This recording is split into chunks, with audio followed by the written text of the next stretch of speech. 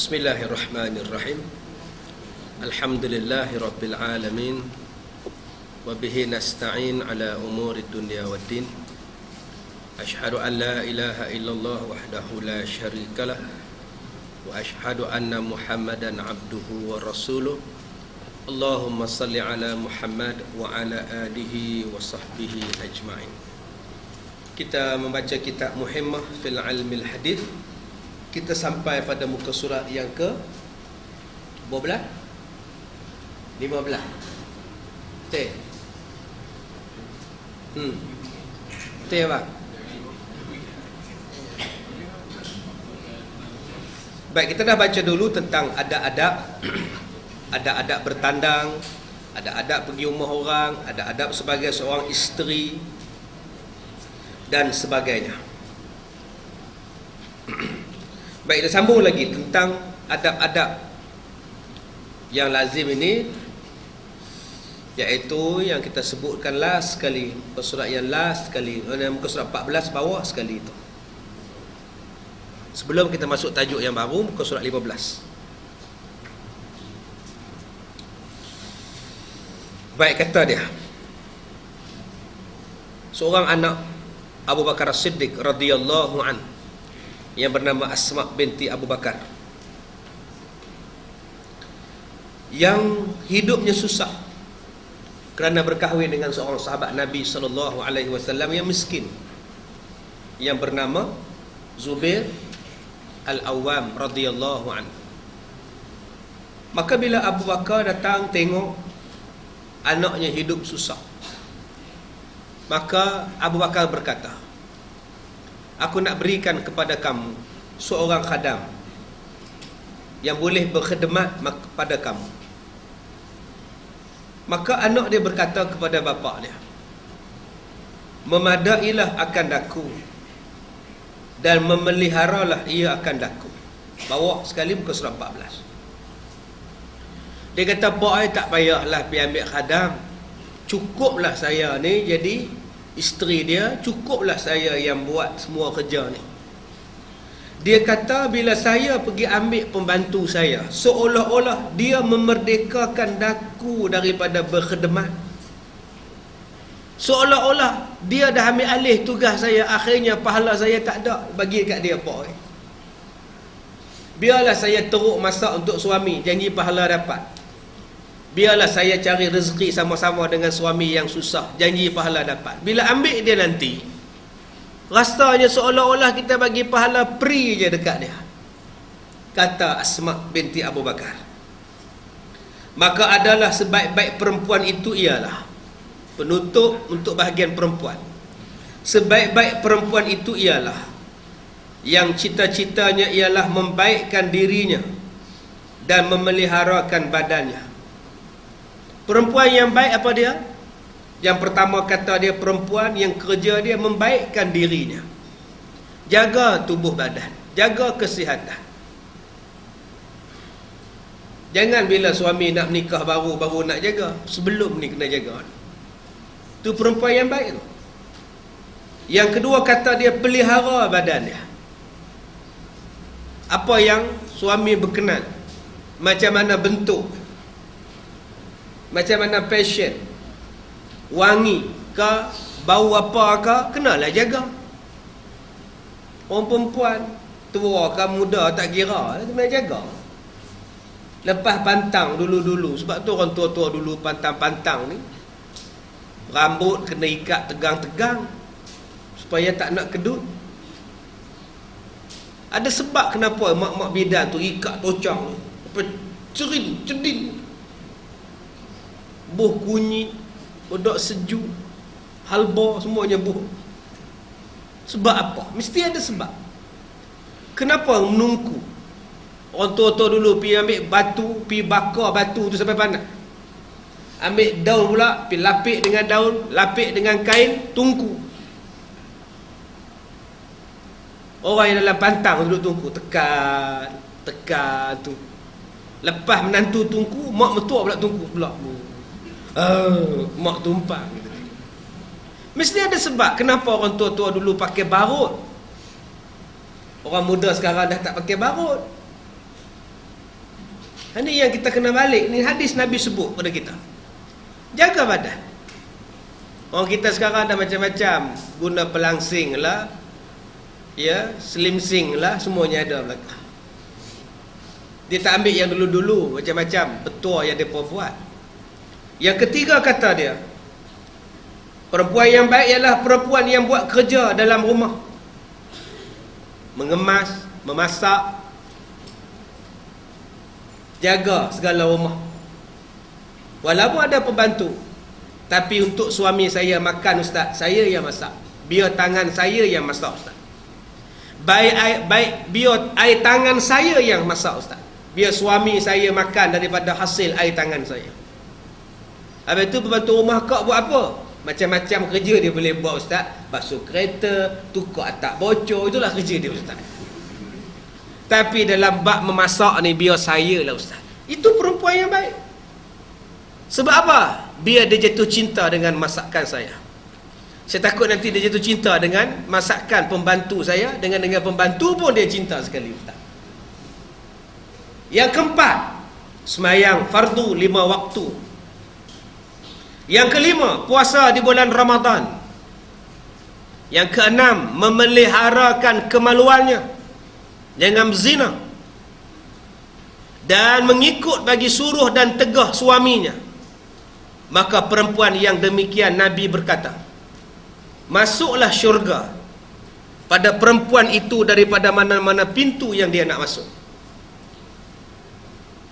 Masuklah syurga, masuklah perempuan itu ke dalam syurga Tuhanmu daripada mana-mana pintu yang dia nak masuk.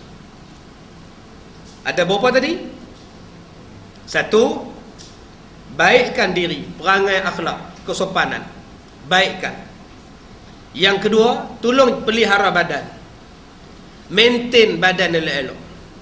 Tiru macam saya, lihatlah, pandanglah, tiru macam saya. Rambutku yang ikal dan dadaku yang bidang. Tu lagu apa tu? Siput Sarawak tu, Nona Asia, tahun 54. Dia suruh tiru lah buat untuk suami. Pakai geda pun geda lah untuk suami.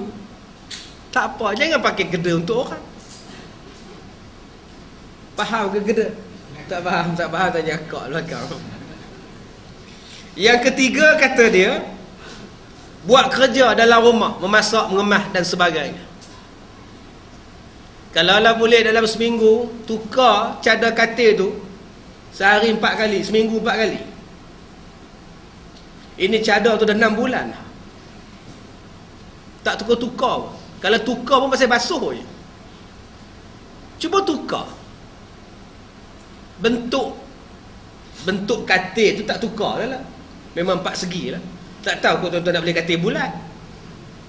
Tapi cadar tu kena tukar. Sarung bantal kena tukar. Kelambu pun kena tukar kalau ada kelambu. Hari ni katil belah sini, minggu depan belah sana pula. Ubah dalam bilik tu. Jangan ubah letak di ruang tamu sudah. Itu tanda-tanda mati. Mengubah katil ke ruang tamu tu tanda-tanda meninggal dunia lah. Yang ketiga kata dia semayang. Yang keempat puasa. Yang kelima jaga kemaluan. Yang keenam taat kepada suami. 6 benda ni orang perempuan buat. Nabi kata masuklah syurga daripada mana-mana yang tuan-tuan nak masuk, yang isteri nak masuk. Subhanallah. Seronok jadi perempuan. 6 benda ni je kena buat. Baik pada badan, senang. Spa berlambak, ustaz. Pelihara badan, senang. Makjun, ustaz, banyak. Nyonya mener, banyak, ustaz. Yang ketiga, buat kerja rumah, memasak, mengemas, senang, ustaz. Buku memasak, resepi berlambak-lambak, ustaz. Semayang, senang, ustaz. Yang kelima, puasa, senang, ustaz. Yang keenam, jangan berzina, senang, ustaz. Yang paling susah yang ketujuh itu, taat pada suami. Yang tu paling susah. Orang perempuan 6 benda tadi boleh buat, last sekali. Sebab itu Nabi letak last sekali. Pasal yang last tu yang susah. Yang 6 tadi kita boleh buat puasa perempuan. Ya Allah, orang perempuan puasa 6 boleh habis awal. Kita sayuk-sayuk bulan Syawal baru habis. Orang perempuan raya kedua start dah puasa. Dia puasa senang ni, tapi yang paling susah apa? Ni, yang paling susah ni yang nombor 7. Taat pada suami. Suami kata, "Pa, masak." Boleh masak. Suami kata, "Pa, jangan pergi." Jangan pergi. Suami kata, "Pa, sign." Apa? Oh, yang tu yang masalah. Yang lain tu baik abang, baik abang. Hak last sekali tu yang susah. Baik, habis dah bab perempuan. Habis lah orang perempuan penyeksaan tu habis lah.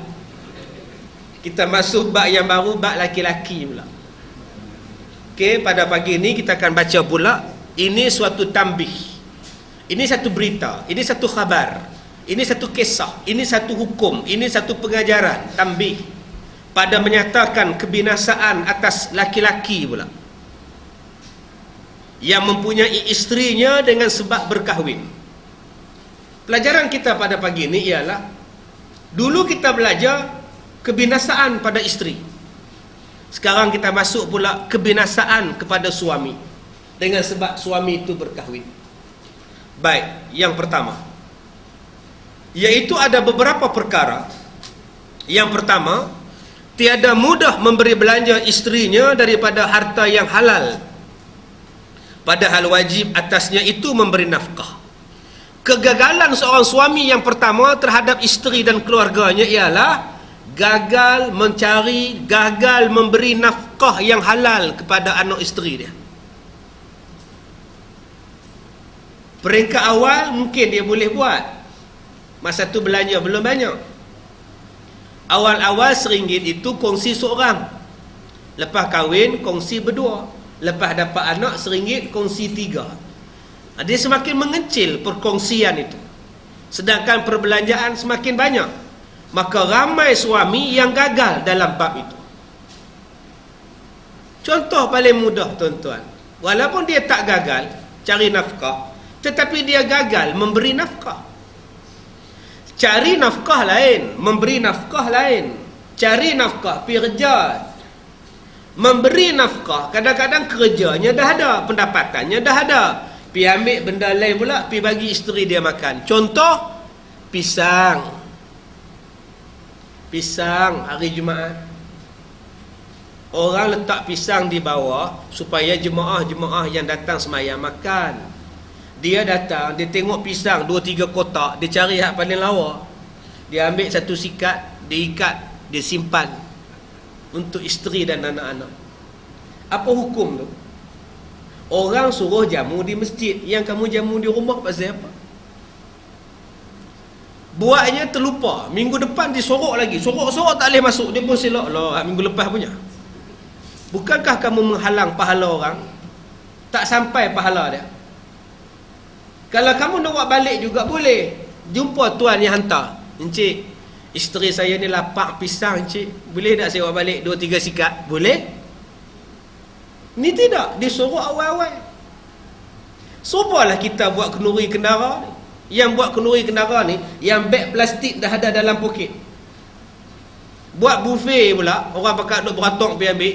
Orang suruh makan di situ, dia ada. Dia buat keluar tu, dia buh. Macam bungkus nasi kat kedai. Akhirnya orang belakang tak cukup. Habis. Pasal apa habis? Kawan ni 2 paket, kawan ni 2 plastik. Untuk siapa tu? Isteri dan anak-anak di rumah. Setengahnya untuk suami di rumah. Apa hukum tu? Orang jemput makan di sini, kalau dah ada balance, dah ada baki, buat balik. Ini orang duk beratur lagi, sanggup ambil lauk depan orang ramai. Nampak sangat buluk kita ni tuan-tuan. Jadi kita harap tuan-tuan di sini tak ada jenis tu. Ambil makan, ada balance buat balik, tak ada balance alhamdulillah. Jangan orang duk beratur, duk berambil lagi. CD yang kita keluar ni seluruh Malaysia dengar ni tuan-tuan. Saya cakap macam ni. Sebab ada orang yang buat kenduri kahwin, dia pergi ambil lauk cedok tanpa bagi tahu dekat tuan rumah. Buat balik untuk isteri dan anak-anak. Anak-anak dia makan hasil apa tu? Bila lauk tak cukup, tuan punya kenduri kata apa? Pasal apa tak cukup? Saya dah bajet okey dah. Tak cukup macam mana Haji, macam mana nak cukup, bawa balik, depa tu balik, depa ni balik, aku tak halal depa balik. Sudah tuan-tuan. Yang ni yang kita tak mau. Cari nafkah lain, memberi nafkah lain. Baik, yang kedua, maka adalah berkahwin itu sebab yang meluaskan di dalam menuntut makanan yang haram. Istimewa pula pada zaman kita pada hari ini. Mungkin kita cari rezeki yang halal, tapi pemberian rezeki kita itu haram. Ayam tak disembelih, ayam cocok, ayam bagi makan babi, ikan makan babi. Makanan yang kita tak tahu kesahihan halal dan haram. Kegagalan suami dalam bab ini. Ubat gigi yang dipakai halal ataupun tidak, yang tu tak dikaji. Biskut yang dibeli halal ataupun tidak, susu yang dibagi halal ataupun tidak. Yang ini tanggungjawab suami. Kena pastikan yang halal-halal saja yang boleh masuk dalam rumah kita.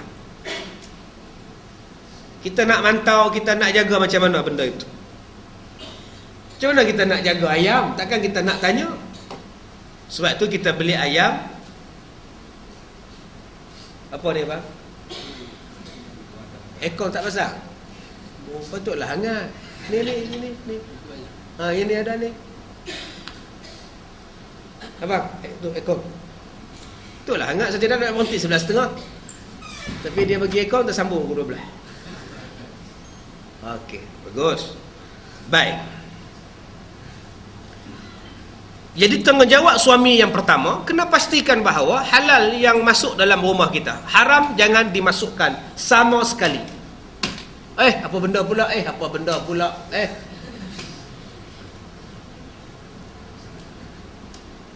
tu?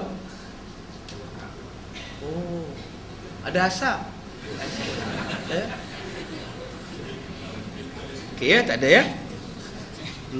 Tak apa, saya jauh sikit, yang dekat dia pun. Apa-apa hal dia pun nak beranak ada 3 orang. Apa-apa hal syahid, jangan takut ya. Baik, kemudian istimewa pada zaman kita sekarang ini, maka ada di dalamnya itu membinasakan diri. Istimewa sekarang ni punya makanan. Dalam makanan tu kata dia, ada benda yang membinasakan diri suami dan membinasakan keluarga dia. Betul? Zaman sekarang ni tuan-tuan, nak makan apa sekarang ni? Tuan-tuan nak makan apa? Nak makan tom yum. Tom yum perasa dia apa? Nak makan sate, sate ada arang pula.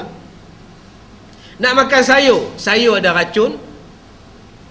Tuan-tuan nak makan apa? Makan daging. Daging tak tahu curi ke tidak. Sekarang kejadian mencuri lembu semakin menjadi-jadi. Dalam kereta Iswara je, buh daging lembu seekor tuan-tuan. Seekor lembu dalam Iswara. Yang terbaru ni, yang dah mati dah, dikerak 3 lembu. Besarnya dan tahannya Iswara ni tuan-tuan. Hebat kereta Iswara, lembu boleh masuk. Dia tuan-tuan yang pakai Iswara ni patut berbangga tuan-tuan. Bekas setakat orang naik, lembu seekor dia 7 masuk juga. Duk cokoh di belakang tu, tak mati lembu. Yang baru ni lembu mati, seekor dia kerak 3, dia letak dalam tu, dia pergi jual di pasar. Yang hak 2-3 bulan dulu, lembu yang masih hidup dia tarik masuk dalam seat belakang. Cuma lembu tu tak pakai tali pinggang belakang.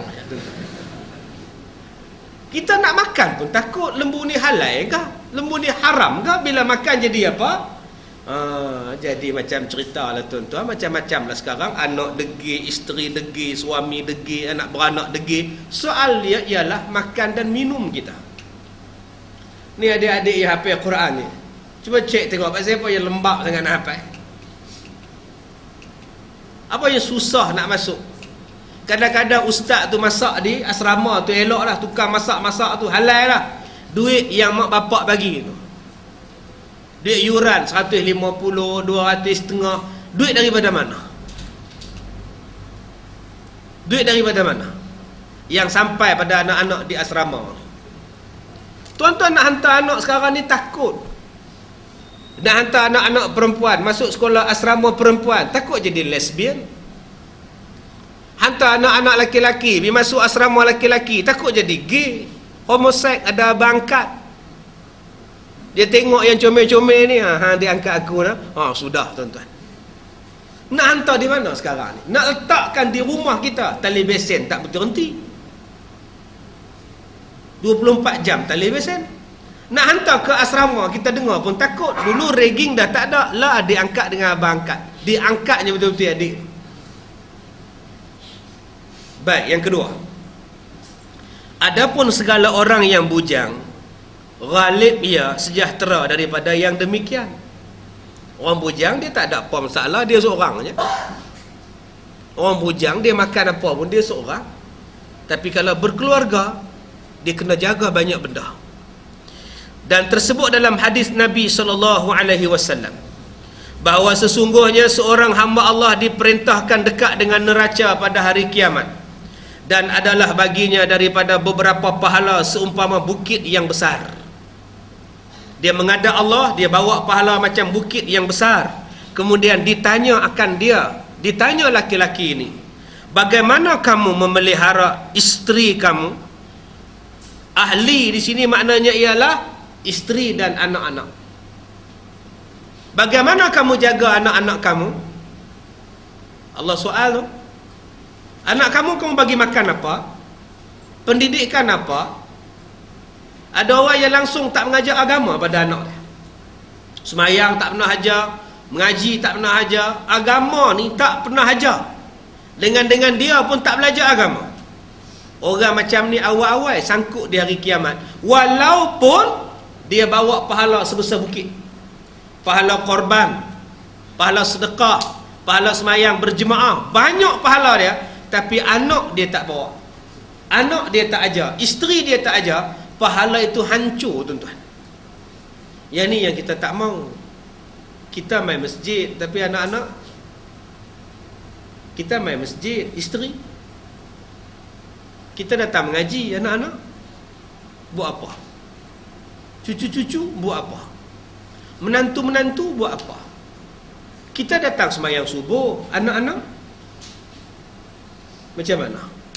Ada orang yang balik semayang subuh, anak dia masih belum lagi semayang subuh, dan dia tak kejut pun anak dia. Allah soal dia, kenapa hanya kamu saja semayang subuh, anak kamu tak suruh semayang? Masya Allah. Yang kedua, ditanya tentang hartanya. Kereta kamu beli daripada apa? Duit mana? Rumah daripada mana? Apa yang kamu buat dengan rumah kamu? Pernah kita panggil orang miskin datang makan di rumah? Pernah kita panggil anak yatim makan kenduri di rumah? Pernah kita panggil tok guru mana-mana mengajar di rumah, panggil orang kampung datang makan, main mengaji di rumah? Allah soal. Ingat saja ke tuan-tuan, Allah jadikan rumah tuan-tuan ni besar-besar ni? Semua tu ujian untuk kita. Ujian. Apa yang kita buat dengan rumah besar kita? Kalau kita boleh buat pagar harga ratus ribu, kalau boleh kita buat pagar harga juta, rumah juta, kenapa kita tak boleh buat kebajikan dalam dia? Ingat, harta itu akan disoal oleh Allah. Yang ketiga, dan daripada dirinya dengan memelihara mereka itu, dan ditanya pula daripada mana harta, daripada mana ia dapat, dan pada apa dibelanjakannya, hingga akhirnya disoal, dipotong pahalanya hingga habis segala amalnya yang berpahala, dan dituntut balas pula kejahatan. Bila pahalanya habis, sedangkan soal siasat belum habis, akhirnya dosa orang pula yang dia tanggung. Dosa anak dia tanggung, dosa isteri dia tanggung, dosa orang lain pun dia tanggung, sebab dia dah tak ada benda nak bayar pada orang-orang tadi, sebab dia telah habis segala pahalanya. Inilah yang dipanggil sebagai muflis. Muflis ialah orang yang bawa pahala banyak di hari kiamat, pahalanya habis, sebaliknya terpaksa menanggung pula dosa orang lain. Itulah yang dipanggil sebagai muflis. Kita banyak pahala, tapi banyak dosa. Dosa kita menghapuskan pahala. Akhirnya dosa kita, akhirnya dosa orang lain, dia tuntut dengan kita, kita tak boleh bayar. Allah kata kamu kena tanggung dosa dia. Tak pasal tuan-tuan tanggung dosa orang. Pahala sembahyang habis, pahala puasa habis, pahala zakat habis, semua habis. Sebab mengumpat, memfitnah, tak habis-habis buat jahat. Akhirnya dosa pula yang kita bebankan, pahala kita habis dipadam, diberi pada orang lain. Baik, dan kata dia lagi, maka menyerulah oleh malaikat, berteriak di hadapan orang ramai dengan katanya, inilah orang yang memakan akan segala amal kebajikannya itu oleh segala keluarganya di dalam dunia, padahal dia terkaya pada ini dengan segala amalannya. Kata malaikat, wahai manusia, kalau kamu nak tahu, inilah dia laki-laki yang pahala dia habis, isteri dia makan, anak-anak dia makan. Sebab ketika dia hidup di dunia dulu, dia tak ambil berat tentang isteri dia. Dia hanya kaji diri dia, dia hanya tengok diri dia, dia hanya pentingkan diri dia. Dia baca Quran, tapi dia tak pernah suruh anak dia baca Quran. Dia sembahyang malam, tapi dia tak pernah kejut isteri dia sembahyang malam. Dia puasa sunat, dia tak pernah didik anak dia puasa sunat. Kamu, bapak-bapak, akhirnya bapak macam ini disoal oleh Allah di hari kiamat. Anak tadi mendakwa pada Tuhan, wahai Tuhan, bukan saya tak nak sembahyang, bapak saya yang tak ajar saya sembahyang. Allah panggil bapak dia, apa betul kamu tak mengajar anak kamu? Ya, pahala kamu dipadam, dosa dia pula yang tertanggung. Oi, berat tuan-tuan jadi bapak. Sebab tu bila kita faham yang kita ni mempunyai tanggungjawab yang sangat berat, kena jaga betul-betul. Ada orang seronok dapat anak, tapi dia tak tahu tanggungjawab besar menanti dia. Ada orang yang tahu senang beranak, ada yang orang mudah beranak, tapi dia tak tahu susahnya untuk memelihara anak. Baik, dan diriwayatkan oleh setengah ulama, perkara yang awal-awal digantung dengan seorang laki-laki pada hari kiamat, apa benda? Kita ni laki-laki, kita ni suami, apakah benda yang paling awal Allah tanya pada kita? Yang pertama ialah soalan isterinya, ahlinya. Allah tanya yang tu dulu. Isteri kamu tutup aurat tak? Jawab. Isteri kamu pakai kain belah? Jawab. Isteri kamu tabarruj tak? Jawab. Kamu bagi makan apa pada isteri kamu? Jawab. Kamu buat pergi mana isteri kamu? Jawab. Ada suami yang bawa isteri dia ke jalan yang jahat. Sebelum ni isteri dia tak kenal disko, tapi dia bawa isteri dia masuk disko. Dia ajak isteri dia. Isteri ni orang kampung mana tak tahu. Jangan kata disko, karaoke pun tak nak pergi. Kahwin dengan suami dia, suami ni buka, konon-kononnya buka penglihatan dia, buka dia punya mata, bawa ke tempat-tempat haram. Suami ni awal-awal disoal, kenapa kamu bawa isteri kamu ke arah tempat maksiat macam itu? Yang kedua, suami ini akan ditanya tentang anak-anaknya pula. Kenapa tak ajar sembahyang? Kenapa tak ajar agama? Kenapa tak sempurna ajaran agama? Tuan-tuan yakin ataupun tidak ajaran agama pada anak tuan-tuan, tuan-tuan sendiri boleh agak. Kalau aku mati, dia mandi sembahyang mayat, dia mandi mayat aku ke? Kalau aku mati, dia sembahyangkan mayat aku ke? Kalau dia mati, aku ni mati, dia kan yang akan baca telqin pada aku. Kalau tuan-tuan yakin bahawa anak tuan-tuan boleh buat benda-benda itu, insya-Allah agama yang tuan-tuan bagi pada anak-anak tuan-tuan pelajarannya sudah cukup. Tapi kalau tuan-tuan tanya, balik rumah nanti tuan-tuan selak album, buka album, tengok gambar anak sulung, dia ni kerja bagus, lawyer, semayang tak? Kalau aku mati, boleh tak dia jadi imam? Soalannya, boleh tak dia semayang mayat aku? Tuan-tuan sendiri boleh kenal anak tuan-tuan. Sama ada tuan-tuan nak hangguk atau tuan-tuan nak geleng kepala. Kalau tuan-tuan hangguk, alhamdulillah, insya-Allah boleh. Tapi kalau tuan-tuan geleng, Quran pun tak erti baca, salah siapa? Cikgu ke? Ustaz di sekolah lah? Tidak. Awal-awal sekali Nabi kata mak bapak dulu. Selok pula gambar anak nombor 2. Tanya soalan yang sama. Baca Quran kah dia? Semayangkah dia? Agama kenaikah dia? Dia agama bagus, tapi dia tak amal agama dia ustaz. Dia sekolah agama dulu ustaz. Habis tu, sekarang jadi haru. Bini dia pun pakai skirt ustaz. Dia pun pakai seluar pendek, tolak anak dekat KLCC. Sudah. Relax je. Macam orang putih je. Macam orang Arab je tuan-tuan tengok kat KLCC tu. Pakai seluar pendek tu Arab tu. Duduk di negara dia, jubah meleret. Mai ke Malaysia, apa pun tak ada. Otak kare macam tu Arab. Yang kita pula duduk di Malaysia pakai scan plekat, pi negara Arab pakai jubah. Orang Arab duduk negara mereka pakai jubah, mai ke Malaysia pakai seluar pendek. Kan dah terbalik tuan-tuan. Ni baiknya orang Melayu ni. Orang kita ni cukup baik pi negara Arab. Cuba tengok orang perempuan telekung 24 jam. Pi ke tandas pun telekung. Pi ke Mekah, ke Madinah, jalan beli barang pun telekung, pakai seluar panjang telekung. Cuba tengok orang Arab mai sini. Pakai skirt pun ada. Tapi bila balik ke negara mereka, nampak mata ya. Kita tengok pun takut. Mai sini semuanya nampak. Seolah-olah Tuhan cuma ada di Arab, di Malaysia tak ada Tuhan. Itu bagi mereka. Sedangkan Tuhan yang ada di mana-mana. Tanggungjawab siapa itu? Suami. Baik, kemudian bila dah jadi macam itu, isteri disoal, anak disoal, apa berlaku? Maka memerintahlah mereka itu akan di antara hadapan Allah Ta'ala.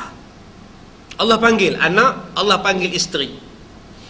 Maka berkatalah isterinya, hai Tuhanku, ambillah olehmu akan kami dengan hak kamu daripada laki-laki ini. Isteri mengadu pada Tuhan. Dia kata, ya Allah, kami ni tak tahu apa. Engkau ambillah hak kami daripada dia. Sebab apa daripada dia?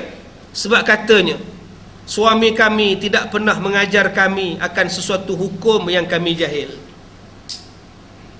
Tu dia tuan-tuan. Hak mana menikah 2-3 penin.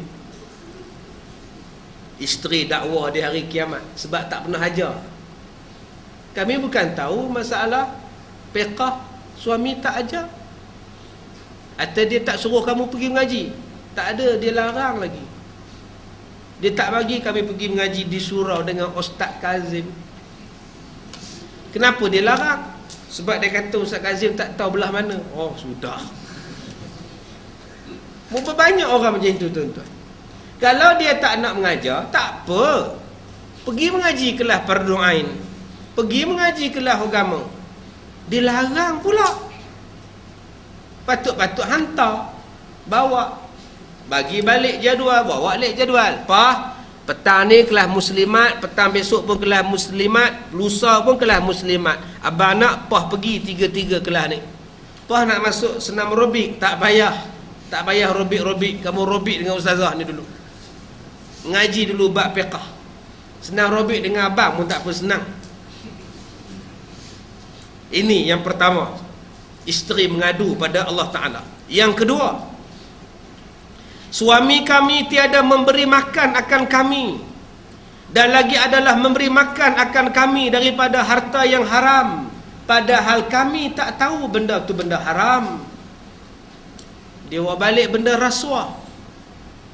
Dia bawa balik barang-barang curi. Kerja dia curi besi buruk. Lah besi pun murah dah. Orang besi cari besi buruk pun tak ada. Saya jumpa dengan toki besi baru ni. Dia kata, tak ada lah bang. Besi murah. Mereka curi pun letih. Nak usung pun berat. Jual tak banyak mana. Sebab tu sekarang ni kejadian curi besi tak ada lah. Pasal dah murah. Jual besi tu murah. Besi hak baru mahal lah. Ni jual balik ni. Hak recycle pun semua. Letih je. Tu pun belum masuk kena kerja dengan orang. Kena pukul dengan orang. Baik dia pun cari benda lain ustaz. Ada orang yang pergi curi benda-benda ni. Pergi jual. Yang pergi pecahkan tabung masjid. Saya pergi masjid baru ni 2 kali, 2 Jumaat dah buat sembahyang hajat, baca Yasin, sebab tabung masjid kena pecah. Hindu ke yang pecah? Cina ke yang bagi pecah? Dah, orang kita. Dia ambil hammer, pergi katok bagi pecah batang. Sebab apa dia boleh pecah? Kalau dah ambil hammer, pergi pukul tabung yang dibuat daripada batu tu, boleh pecah. Maknanya orang tak ada dalam masjid. Apa tanda orang tak ada dalam masjid? Tandanya masjid tak hidup. Sebab tu saya kata kadang-kadang pada jutawan masjid, janganlah marah sangat pada orang tabligh. Dia menumpang masjid kita, dia mau jaga, dia mau tolong hidupkan sembahyang malam. Koman-komannya malaikat turun sembahyang dalam kampung kita, jadilah.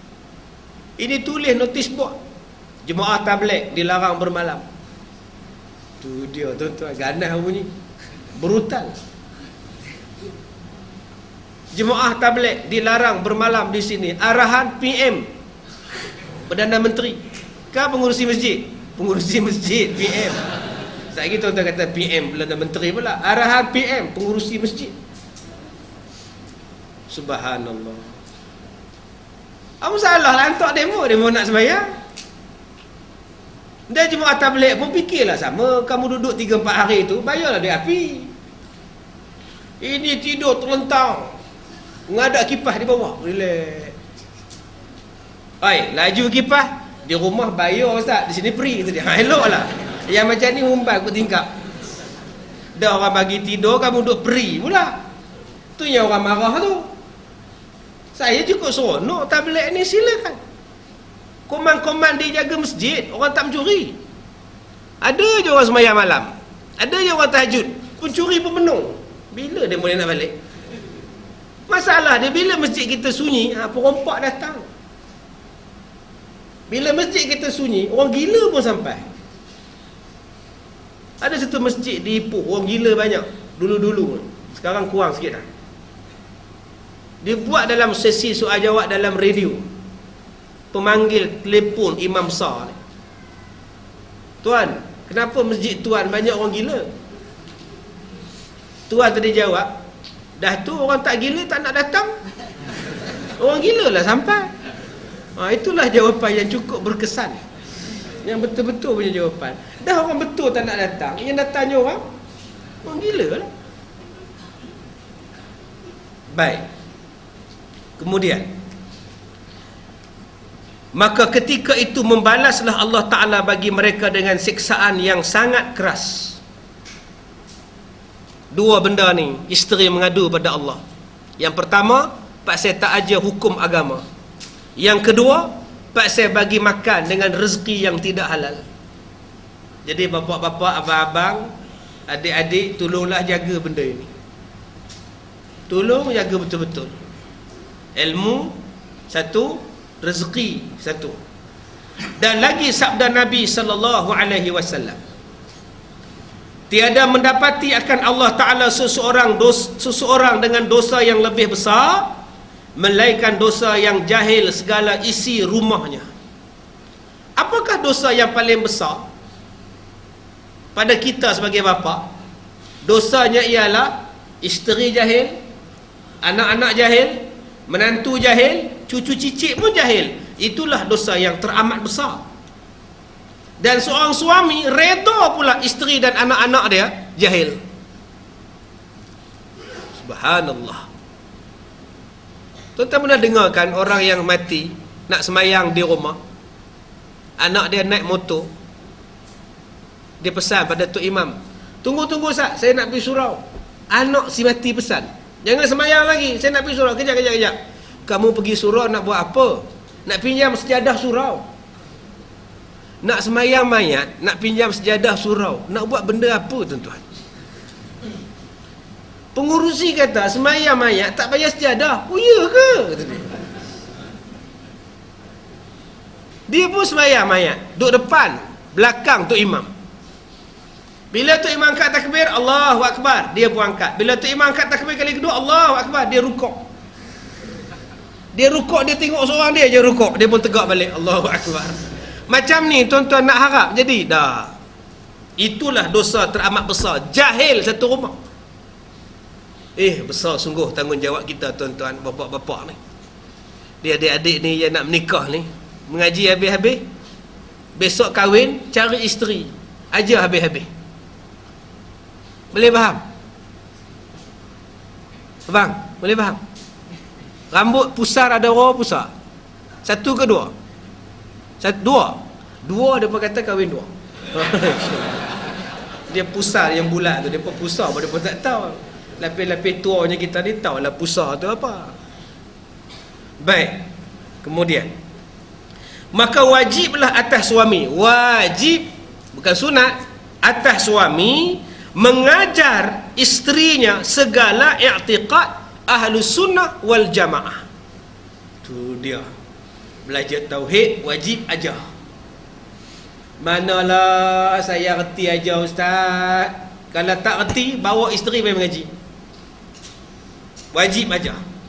Kalau agak-agak tak nak bawa isteri, belajar, balik rumah, ajar. Yang banyak kita ni belajar reti, tapi nak cerita balik tak pandai. Belajar rajin, tak ada masalah apa belajar. Kalau tuan-tuan buat kuliah sampai Zuhur pun tahan. Bukannya tuan-tuan buat apa, dengar. Yang teruk saya cakap je kan. Tapi nak terang balik pada isteri di rumah ni payah. Abang belajar apa dengan Ustaz Kazim tadi abang? Kira hari ni dia semangat lah. Okey lah. Yelah dia ajar buat apa hari ni. Macam yelah clear lah dia ajar tu, jelas lah. Yelah dia cerita apa, dia kata apa, kira okey lah. Macam dia cakap tu betul jugalah, kata dia. Dia tak boleh nak cerita balik, kira betul lah, kira clear lah, kira jelas lah. Suami tak boleh nak khabar balik sifat qadim tu apa, sifat qidam tu apa, dia pening. Tapi dia faham, tapi dia tak boleh cakap. Kalau macam itu, bawa isteri main mengaji. Kita masing-masing ada kereta, masing-masing ada motosikal. Ulanglah pada tuan-tuan, kenderaan apa yang tuan-tuan nak diberi pilihan. Kereta ada, motor pun ada, pulang. Nak bawa isteri, bawa aja. Isteri ni insya-Allah dia ikut. Mula-mula kita mengaji, pukul 10.30 kita rehat makan kuih. Habis ngaji pukul 12 kita makan nasi kat kedai. Okey, isteri ikut je. Lagi dia seronok, tak payah dia masak. Dia seronok sangat. Yang ni yang kena buat. Sebab tu saya katakan hari Sabtu macam kita hari ni, hari mengaji. Sekarang Jumaat kerja tu, macam mana? Sabtu cuti. Bawa isteri dan anak-anak mengaji. Yang pertama wajib. Yang kedua, wajib mengenal, wajib dia mengajar sifat yang wajib pada Allah Ta'ala seperti mustahil, sifat wajib, sifat harus dan sebagainya. Demikian juga wajib suami mengajar hukum sembahyang. Hukum sembahyang wajib suami ajar. Daripada segala, dan wajib mengajar hukum sembahyang dan barang sebagainya daripada segala yang halal dan yang haram, seperti meninggalkan mengumpat-ngumpat, mengajar isteri meninggalkan mengadu-ngadu, dan mengajar isteri memelihara segala najis dan hukum membasuh najis pun kena ajar. Cara siang ikan, cara siang ayam pun suami kena ajar. Oh, maknanya ustaz, suami ni ilmu agamanya kena mendalam betul ustaz? Ya. Bila ustaz? Sebelum kahwin. Sebab tu saya cukup suka dulu-dulu orang kursus kahwin 3 bulan. 3 bulan berulang ke masjid. Kursus di masjid. Kuman-kuman mereka dapat banyak ilmu. Tapi sejak 2-3 menjak ni, kita tukar 2 kali dan kemudian dapat sijil. 2 kali ni tuan-tuan dapat apa? 2 kali dapat apa? Pergi kursus kahwin, naik motor sekali. Melekat 2 orang naik motor. Tudung dalam beg tangan. Buka beg tangan, turun motor, buang helmet, ambil tudung pakai. Suami ni, bakal suami tolong betulkan. Atas ni bakal abang, atas ni bang. Suami ambil paku pergi cocok. Habis-habis kursus kahwin, Bakal tunang dia yang buka tudung, dia ambil lipat, naik motor brum, mana? Taman Tasik. Jadi apa? 2 minggu, 2 kali kita cakap je tak jadi. Tapi kalau 3 bulan, penceramah akan sebut, kamu yang datang naik motor berperan ni haram tu. Lama-lama, mula-mula datang naik motor sekali, 2 kali datang naik motor sekali, masuk kali ketiga dah tak naik dah, pasal dah tahu halal dan haram. Itu bagusnya kursus kahwin 3 bulan, lambat pun lambatlah, lantaknya lah. Yang pentingnya mereka belajar agama. Sebab bila dah kahwin, tak ada masa nak belajar agama. Kalau kita sekarang buat kursus kahwin untuk orang yang dah kahwin, tak datang dah tuan-tuan. Nak kahwin, nak kursus apa lagi, dah kahwin. Tapi kalau sebelum kahwin, kena dapat kursus, kena dapat sijil, datang juga duk cekor. Yang tu kita nak buat. Tapi kita tak mau, kita nak segera, bukan setakat makanan segera, kursus pun segera. Sebab itu kahwin pun segera. 2 bulan cerai, 2 tahun cerai, 2 hari cerai. Sebab segera. Ini kita kena bagi faham. Suami-suami yang mana terlepas mengaji dulu ni, sekarang masa untuk mengaji balik. Tambahkan pelajaran, tambahkan ilmu.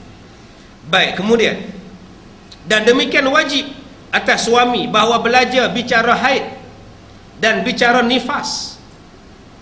Itu dia. Suami-suami kena belajar haid. Haid berapa hari?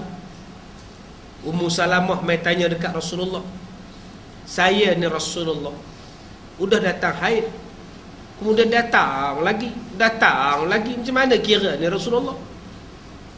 Rasulullah, kamu ni ditimpa penyakit, kamu mandi, kamu semayang lah macam biasa, walaupun datang haid. Itu bukan haid, kata Rasulullah, itu nama dia istihadah. Lebih daripada 15 hari masih datang haid, itu nama dia istihadah. Mandi, semayang, ambil wuduk, semayang, ambil wuduk, semayang.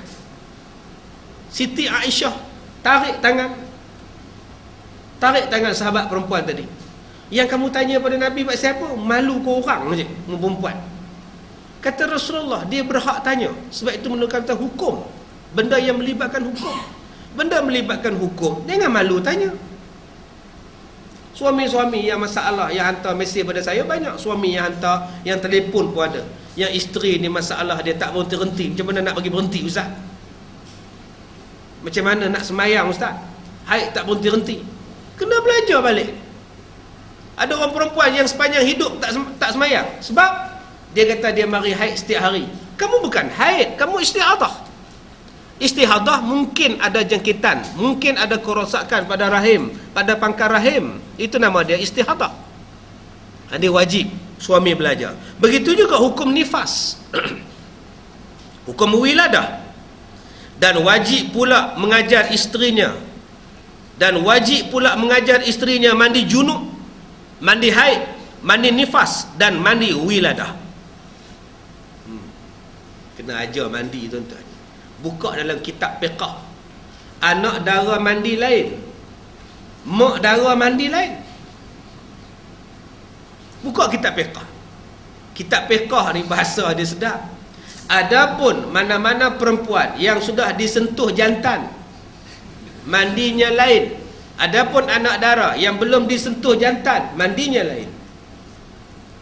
Apa benda yang lain tu? Tu dia. Disentuh jantan dengan tak disentuh jantan. Ganah bahasa dia, jantan tu.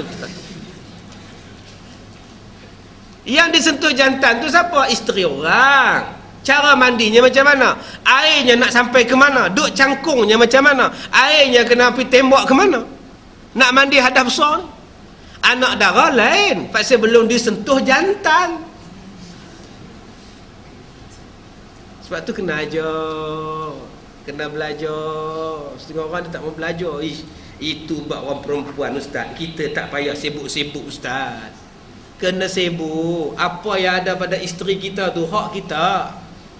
Takkan kita tak tahu hak kita apa? Tuan-tuan sebagai pengguna kena tahu hak.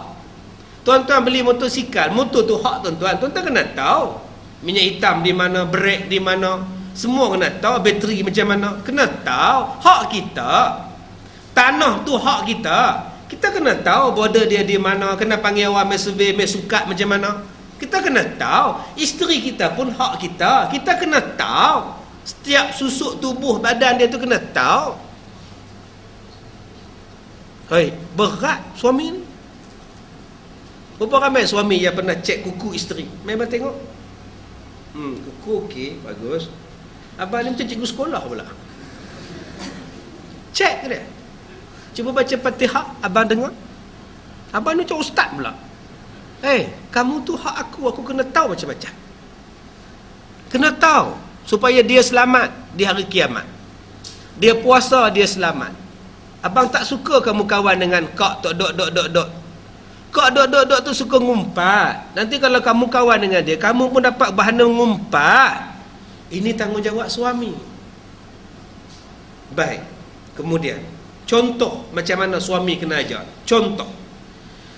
Seperti suami mengajar, wajib mengajar isterinya. Apabila putus darah haid sebelum waktu maghrib, sekira-kira lulus takbiratul ihram, maka dia wajib qadakkan sembahyang zuhur dan asar. Suami kena beritahu. Bila kamu suci? 7.40. Qadak zuhur dengan asar. 2 waktu yang sebelum waktu kamu nak sembahyang. Ataupun kata dia, manakala putus darah haidnya sebelum daripada waktu subuh, sekira-kiranya lulus takbiratul ihram, maka isteri wajib mengqadak sembahyang maghrib dan sembahyang isyak. Pukul 6 pagi isteri bersih. Abang dah bersih dah bang, boleh mandi. Mandi cepat, sembahyang subuh. Nanti qadak balik isyak dengan maghrib. 2 waktu sebelum bersih. Suami yang suruh buat. Kadang-kadang isteri ni lupa. Isteri ni kadang-kadang lupa, duk tengok tali besen, cerita macam-macam. Maghrib masuk pun duk tengok tali besen, Upin dan Ipin. Betul. Kadang-kadang maghrib masuk pukul 7 malam, 7 suku tak sembahyang lagi, 7.20 tak sembahyang lagi. Haid datang 7.25. Loh, datang dah abang. Alhamdulillah lah tak sembahyang. Terus tengok Upin dan Ipin. Betul. Dia tengok terus. Hukum dia dah tinggalkan sembahyang, wajib qadak balik maghrib tu. Lain kalau kamu ada sebab lain, tak apalah, ni saja-saja kamu lewat-lewatkan tengok Upin dan Ipin. Pasal apa? Kena qadak balik. Habis dia mandi haid, suami kena tanya balik, kamu dah qadak dah maghrib hari tu? Kau dah buat belum? Siapa punya tugas ni? Tugas kita lah suami. Isteri ni kadang-kadang lupa. Maklumlah kerja sibuk, mana nak masak, mana nak buat kerja, mana nak hantar anak. Siapa yang nak tolong ingatkan? Suami yang tolong ingatkan. Dan apabila mengajar oleh suaminya dengan segala hukum yang tersebut, bila suami dah ajar pada akak-akak, suami dah buka kitab dekat akak-akak, maka tak payahlah isteri tadi keluar belajar. Okey dah. Nak tak pergi mengaji nak? Tak payah dah kot, suami dah ajar semua. Jangan marah pada Kak Nak, pasal suami dah ajar. Setengah orang dia tak faham. Cuba kamu tengok Kak Nak, mana dia pernah belajar, duduk je di rumah. Kita ni mengaji juga, dia tak ada pernah mengaji, duduk je di rumah. Dah suami dia ajar, apa sebab dia nak pergi lagi? Baik. Dan jika suami tidak mengajar, maka haruslah isteri itu keluar. Bahkan jatuh wajib pula keluarnya. Kalau suami tak ajar, wajib isteri keluar. Start kereta, start motor, pergi mengaji. Kemana nak? Mengaji di surau. Jangan, saya nak mengaji. Jangan, saya nak mengaji abang. Abang tak mengajar saya, abang nak tanggung dosa saya? Tidur. Pukul 3 petang ni, tidur. Tak larat nak tidur, orang lah kata dia. Pergi mengaji, berdosa ke isteri? Tak. Sebaliknya siapa yang berdosa? Suami. Haramlah atas suami menegahnya. haram suami larang isteri mengaji. Dan tiada harus bagi perempuan itu kerana keluar belajar ilmu yang terlebih daripada fardu ain, melainkan kalau nak keluar juga dengan izin suami. Kalau ilmu tu bukan ilmu fardu ain. Kalau ilmu fardu ain tak payah minta izin, datang je lah. Abang, setiap hari Ahad saya nak pergi kursus haji, boleh? Boleh. Tak minta izin pun tak apa, pergilah kursus haji. Tetapi yang kena minta izin apa? Ilmu fardu kifayah. Abang, kelas baru buka dekat surau, kelas tajwid, Ustazah Endon mengajar. Boleh ke saya pergi? Boleh, pergilah belajar. Tajwid fardu kifayah. Abang, saya nak masuk kelas marhaban dan barzanji, boleh ke abang? Jangan. Tak payah, bukannya wajib. Okey, saya tak pergilah. Kawan-kawan ajak pakai baju serupa. Tu tengok makcik-makcik kumpulan marhaban, daripada tuduh sampai kasut merah semua. Oi nak, jomlah. Tak dapatlah pergi kat tipah, oi. Husband tak bagi. Tak apalah ya. Jangan ngumpat. Tak apalah ya. Tak tahu lelaki jenis apa. Isteri nak mengaji tak bagi. Mengaji kamu marhaban. Kamu faham ke marhaban tu apa? Dia pun tak faham. Marhaban. Yang tu je dia tahu. Apa maksud marhaban makcik? Entahlah, kata dia. Tak payah, tak apa. Tapi kalau suami suruh, silakan. Boleh ke abang? Pergilah poh, kamu bukannya buat haram mengaji marhaban. Kamu faham ke marhaban tu apa poh? Entah, majilah. Tapi kalau suami larang, jangan.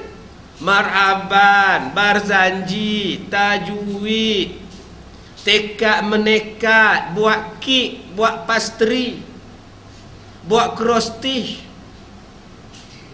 Suami tak izin, jangan pergi. Jomlah kita belajar komputer. Tak payah, suami saya tak bagi.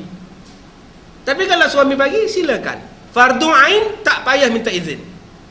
Bab semayang, fiqh, semua tak payah minta izin. Bab tauhid, tasawuf, tak payah minta izin. Kalau suami larang, suami berdosa. Baik. Maka adalah kebinasaan daripada jalan memberi nafkah itu, selamat dia. Daripada harta yang haram itu sangatlah sedikit yang selamat, melainkan seseorang yang ada baginya reta pusaka. Apa jalan selamat suami daripada kecelakaan memberi makan pada isterinya? Yang pertama kata dia, kalau suami ni ada harta pusaka, ada duit tinggalan tok nenek dia, insya-Allah dia boleh cover lah. Tuan-tuan, kereta tuan-tuan di bawah tu agak-agak sampai ke, agak-agak pada siapa kereta tuan-tuan dapat?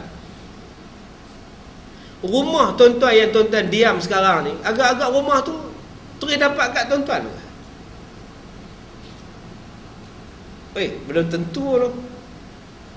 Serupalah di Selangor, di Perak ni kan. Dewan orang ramai dulu punya duk jaga lah. Tuk-tuk kalah, lah siapa pegang?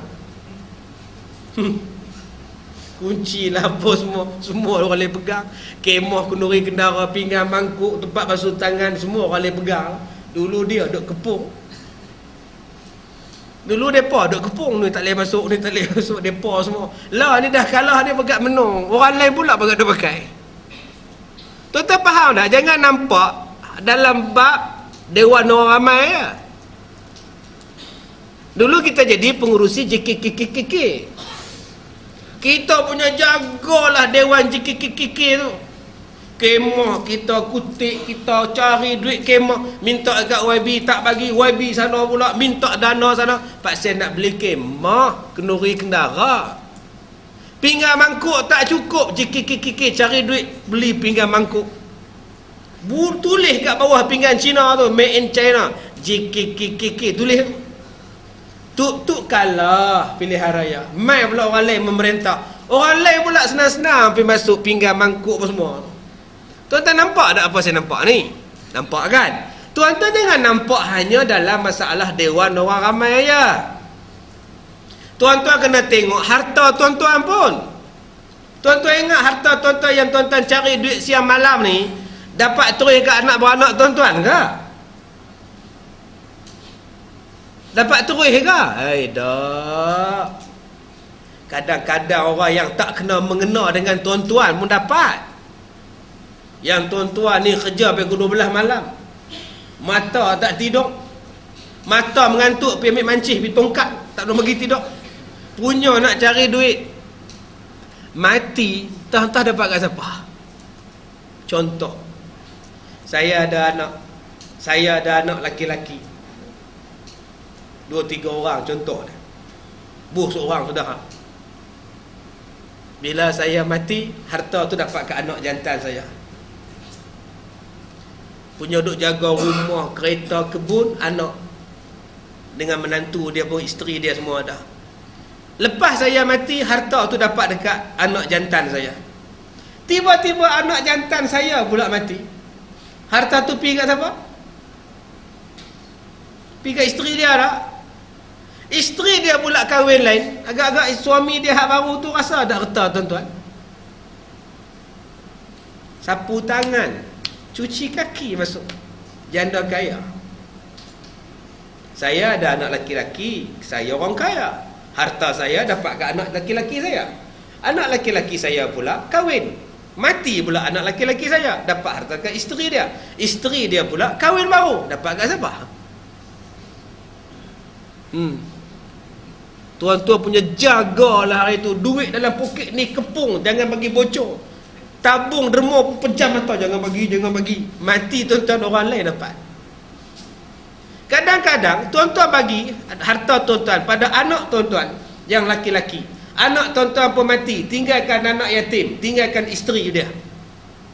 Isteri pula kereta tak erti bawa, isteri pula apa pun tak erti. Menantu tuan-tuan tu, merpok dia pula yang uruskan harta tuan-tuan. Besan tuan-tuan yang tak ada kena mengena dengan tuan-tuan pula yang uruskan harta tuan-tuan. Tuan-tuan dalam kubur kena soal yang mereka atas dunia. Tu yang saya katakan tadi, jangan hanya nampak pada dewan orang ramai. Sekarang ni orang duk bising masalah dewan orang ramai ni, tu usah duk bincang biar depa lah. Yang kita kena bincang harta kita dulu. Sekarang ni harta kita yang betul-betul harta kita mana dia? Mana dia? Dalam perut? Ya.